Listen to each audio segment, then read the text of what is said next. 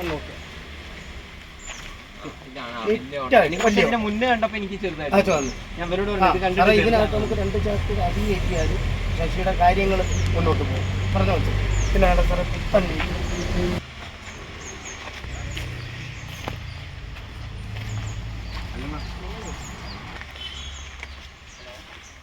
കിട്ടുന്ന ചെറിയ വരുമാനത്തിലൊക്കെയാണ് നമുക്ക് ചെയ്യുന്നത്. അതുകൊണ്ടാണ് കാര്യമായിട്ട് പുതിയത് എന്നുള്ളൊരു കൺസെപ്റ്റ് ഇല്ലാതെ പോയത്. ആഗ്രഹം ഉണ്ടായിരുന്നു.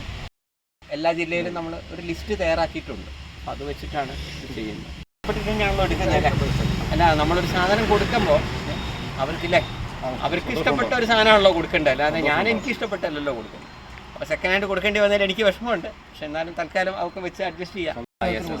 ഓക്കെ, എന്നാൽ ഇങ്ങോട്ട് വന്ന് നോക്കാം. കിഴക്ക് പടിഞ്ഞാറ്, ഇത് തെക്ക് വടക്കാം. ഓട്ടോ ഇവിടെ കാണേണ്ട രീതി സാറിൻ്റെ കയ്യിലോട്ട് വരാം. സാറിന് ഞാൻ കൊടുക്കാം. അപ്പോൾ അമൽ ഓട്ടോ ലാൻഡ്സ് എന്ന സ്ഥാപനത്തിൻ്റെ ഉടമയാണ് ഞാൻ. എൻ്റെ പേര് ബിജു. സാറ് എൻ്റെ സ്ഥാപനത്തിൽ വരികയും അത് എനിക്ക് അതിയായ സന്തോഷം ഉണ്ടാവുകയും ചെയ്ത ഒരു നിമിഷമാണിത്. ഇടപാടിൽ അദ്ദേഹത്തിന് വേണ്ടി കൊടുക്കുന്നതിന് ഞാൻ ഈ താക്കോൽ അദ്ദേഹത്തെ ഏൽപ്പിക്കുകയാണ്. എല്ലാവരും സന്തോഷം.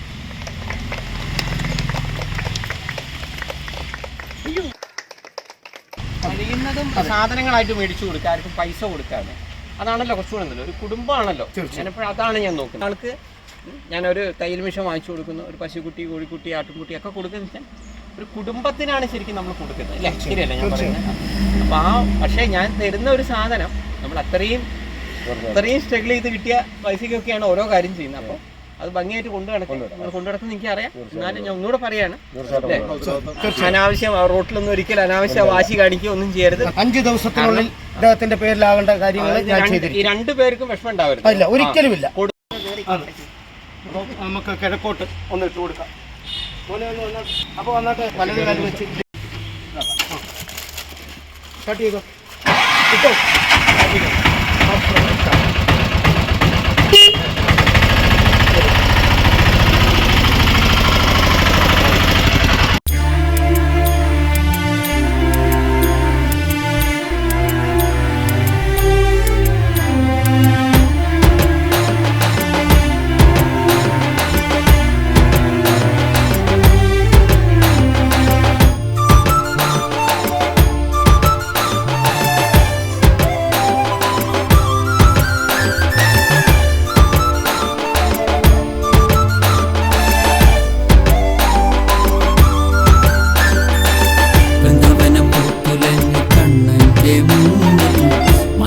നൃത്തം വെച്ചു കണ്ണന്റെ മുന്നിൽ പുല്ലമുഴൽ നാദമേകി കണ്ണന്റെ ചുണ്ടിൽ ഗോപികമാർ നൃത്തം വെച്ചു കണ്ണന്റെ മുന്നിൽ